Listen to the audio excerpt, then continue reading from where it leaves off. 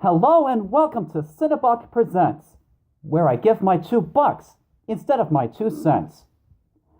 Some of you might not know this, but there does exist a TV movie version of A Wrinkle in Time that was released in 2003 and was also made by Disney. Unfortunately, from what I understand, it was not critically well received. Even after some time had passed, it might make sense for Disney to try again and make a significant improvement in telling such a classic fantasy tale. And does it succeed? Well, why don't I tell you how the story goes first, especially for those who haven't read the book. There's this scientist named Dr. Alex Murray who proposes that there may be a way to travel across the universe to other planets at such fantastic speed.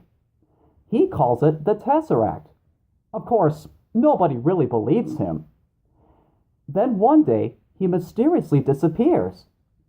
There are 3 children who serve as the main focus in this story.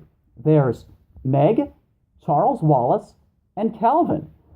The first 2 kids are the daughter and son of Dr. Murray, and Calvin is a good friend of Meg's. 4 years since the disappearance passed by, and 3 mysterious visitors named Mrs. Whatsit, Mrs. Who, and Mrs. Witch all come by to tell the kids that there is such a thing as a Tesseract, and that they would help guide the kids through it so that they could find their missing father. And so, the kids decide to embark on a perilous journey across the universe to find their missing father and help him escape from the clutches of a terrifying force of evil. I really wanted to like this movie. I really did, especially knowing how good the book really is.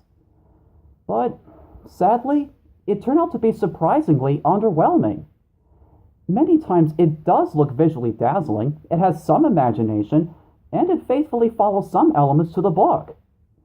However, much like Disney's Tomorrowland, it really strives to be extraordinarily grand from a visual standpoint, while also incorporating some intellectually challenging thoughts and ideas in the hopes that this might leave a profound impact on people. Yet it just misses those targets by a huge margin. It hardly resonates with audiences. There were even times where I felt this were like a remake of the TV movie, and that I were to be watching it on the Disney Channel instead. I have 2 theories as to why this movie and the TV movie don't fully work.